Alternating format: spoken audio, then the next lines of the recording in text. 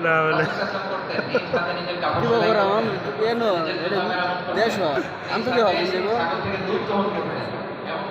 দেশে যাইলে পারেন না দেশ এটা তো দেশ জামাতে পাখির যে উকুন আছে যে উকুন বাঁচতেন সুবহানাল্লাহ বলবেন না?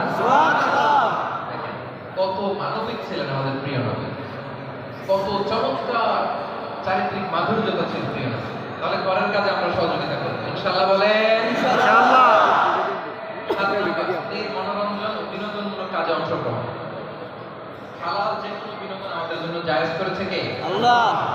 স্ত্রীরা এটা পছন্দ করে, স্বামীর পক্ষ থেকে খুনসুটি, একটু খুনসুটি এটা তারা খুব পছন্দ করে।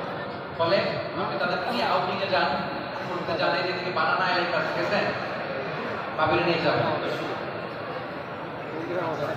অথবা আশেপাশে বিভিন্ন পার্ক আছে, ঘুরতে যাওয়ার সুন্দর জায়গা আছে, যাবেন। আমি সব জায়গার নাম জানি না।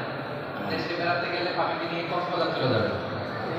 ভাবিরে নিয়ে যায়, অন্য কারো নিয়ে যায় না আবার, খবরদার। তাহলে বিনোদনমূলক কাজে অংশগ্রহণ করা। একবার ঈদের দিন মসজিদে নববীর সামনে হাবাসী সাহাবারা যুদ্ধের মহড়া করতেছিল, তীর, বল্লম, তলোয়ার এগুলো নিয়ে মহড়া করতেছিল, একটা খেলার মতো আর কি, প্রশিক্ষণ টাইপের। দেখতে খুব ভালো লাগে, আর ওরা সবাই সাহাবীরা দেখতেছে। তো আমাদের আয়েশা রাদিয়াল্লাহু তাআলা আমাকে তুমিও দেখবা নাকি? উনি বললেন আমিও দেখব। রাসূল সাল্লাল্লাহু আলাইহি ওয়াসাল্লাম আমাকে পিছনে নিয়ে গেলেন। আমাদের আয়েশা বলেন আমার গাল আর রাসূল সাল্লাল্লাহু আলাইহি ওয়াসাল্লামের গাল, মানে এইখানে ওনার থুতনি এখানে, পিছনের উপর দাঁড়িয়ে বা কাঁধে উঠে উনি খেলা দেখতে আরম্ভ করেন। অনেকক্ষণ যখন দুজন মিলে খেলা দেখলেন, তখন রাসূল সাল্লাল্লাহু আলাইহি ওয়াসাল্লাম বললেন তুমি কি তৃপ্তি সহকারে দেখেছো? আমাদের আয়েশা বললেন দেখা শেষ। তখন বললেন ঠিক আছে যাও।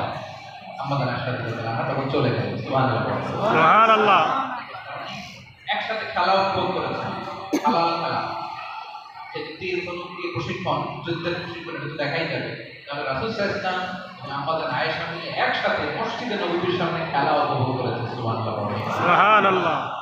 মাঝে মাঝে সফরে বের হলে রাত্রিবেলা মরুভূমির মাঝখানে দৌড় প্রতিযোগিতা করতেন দুইজন। আপনারা করছেন?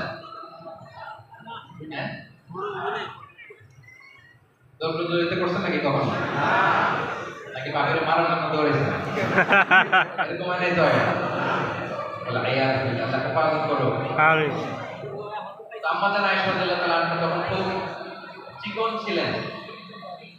রাসূল সাল্লাল্লাহু আলাইহি ওয়াসাল্লাম বললেন আয়েশা চলো আমরা একটা দৌড় প্রতিযোগিতা করি, কে কার আগে ওই পর্যন্ত যাবে। দুইজনে দৌড়ালেন। আমাদের আয়েশা যেহেতু হালকা ছিলেন তখন, বিয়ের শুরুর দিককার কথা, উনি আগে দৌড়ে ফার্স্ট হয়ে গেলেন। রাসূল সাল্লাল্লাহু আলাইহি ওয়াসাল্লাম রানার আপ, চ্যাম্পিয়ন কে?